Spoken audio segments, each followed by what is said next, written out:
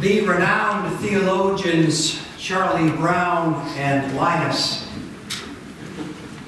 asked the ultimate question that we should ask every Advent. What is Christmas all about? We should ask that because as believers, it's often funny, but maybe not too funny, how we intellectually and spiritually understand Christmas, but on a practical, real world level, we too become absorbed with the hustle and bustle and overspending, stress and gluttony of Christmas. So this morning I wanted to direct us to yet another theologian, the prophet Isaiah, who 700 years before the birth of Jesus describes the one who will enter the Bethlehem stable. And I don't know about you, but personally, this Advent, in this moment, I need to revisit this 9th chapter of Isaiah. And I not only need to revisit it, I need to stop and linger in it for a while. So often in both our preparation and celebration, we merely glance at the profound before we're on to something else. I need a moment to linger this morning. And I invite you to linger with me, to hear these beautiful prophetic words. For unto us a child is born, to us a son is given, and the government will be on his shoulders, and he shall be called. Please, linger with me for a moment. He shall be called Wonderful Counselor. In the secular world, a counselor is one who offers expertise and assists in helping people overcome their struggles. A skilled counselor exposes weaknesses, opens new understandings, and empowers one toward a whole way of being. A skilled counselor often supplies not what is expected, but what is needed. Boy, doesn't that sound like Jesus? Whose expectations was to be the military Messiah, but instead he came as a helpless baby. In God's infinite wisdom, the child forces us to ask today, do I really trust God? No, I mean really. Do I truly trust God?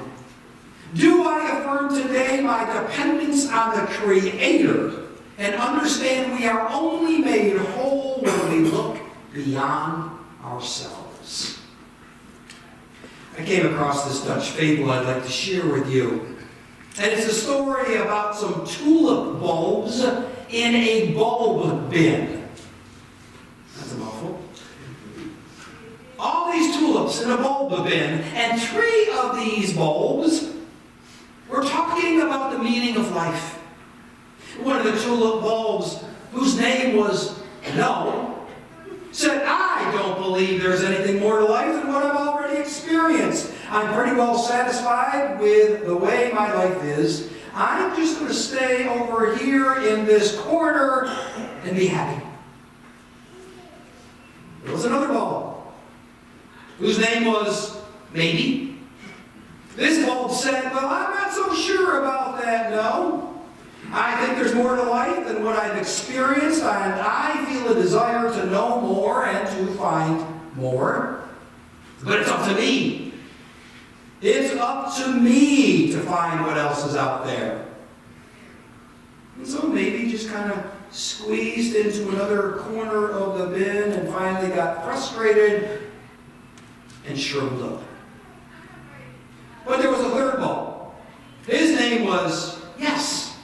And this bulb said, I hear there is more to life than we know, but that on our own we can't find it. What we have to do is to put ourselves in the hand of the Creator, and by the Creator's help, we'll find it. And just then, in that moment, a hand reached in to the bulb bin. No was fearful in the corner, maybe shriveled away in another corner, but yes, willingly put himself into the hand.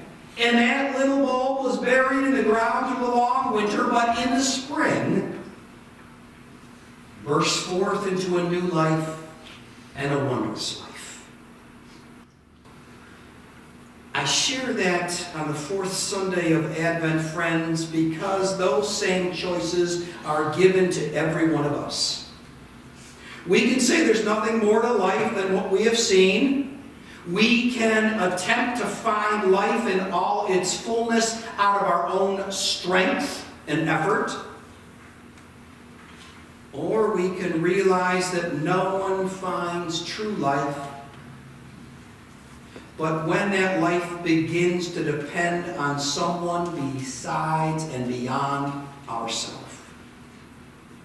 And I'm here to say that someone has a name. The name is Jesus Christ, God's wonderful counselor. But Isaiah doesn't stop there. As we linger, he says, this child, this one we're waiting for, is also named the Mighty God. Now, this name can often lead us astray toward a perception that Jesus is some kind of superhero, some conquering warrior who exercises brute force and power. Or we look at the world and surmise that God really must not be very powerful at all in the face of terrorism, famine, and hate. But perhaps, just maybe, the power of God is most evident not through the lens of the world, but rather is made evidence in weakness and the vulnerability of love. I love that. The vulnerability of love. The power of love found first in the manger and eventually and ultimately at the cross. It's been said that Jesus died with a prayer of love on his lips. The candle of love reminds us that indeed God triumphs over sin and death by the power of love we find in Jesus. The prophet calls this Jesus, this child, wonderful counselor, mighty God, and then everlasting Father, which translates literally as one who cares for his children, one whose love is personal and consistent. Reverend Robert Berenger once said this, I'd like to quote him. Quote, Christmas is the real-life drama of how far and how deep and how long God will love to reach your heart. End quote. But this love, my friends, we often forget is open to everyone. It is open to all. There are no limitations. How do I know that? Well, simply go to the manger in Bethlehem and see that truth played out in real time. Because there you will find lowly shepherds, respected wise men, and peasants named Joseph and Mary.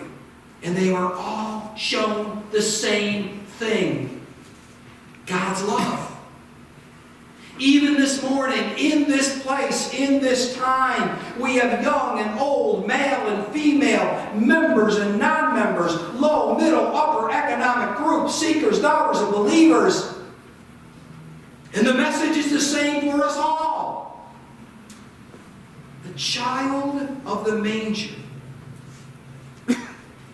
is our wonderful counselor, our mighty God, our everlasting Father, and finally, the Prince of Peace. Hearing this, we often melt toward Christmas, merely being a sentimental peace found that holy night at the stable in Bethlehem. But let me take you back to last Sunday with Mary, her song, the Magnificat, the song of a revolution. Because if we do, we find a much different peace at the stable. You see, friends, Christmas is God's plan for peace. Let me say that again. Christmas is God's plan for peace. The Word becomes flesh and dwells among us so that peace may break out in our not so peaceful world, where wars will cease, swords be turned into plowshares and spears into pruning hooks.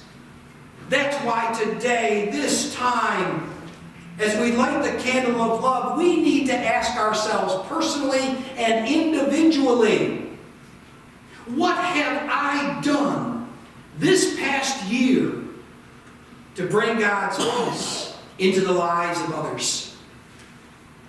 Where have we been walking in darkness? The darkness of hate, the darkness of oppression, the darkness of prejudice.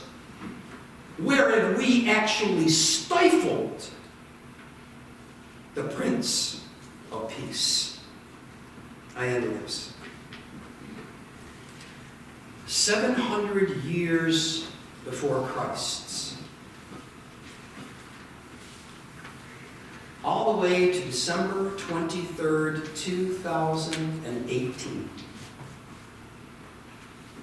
That's 2,718-ish years, give or take. 2,718 years, and the promise has never changed. The promise has never been altered. The promise has never wavered.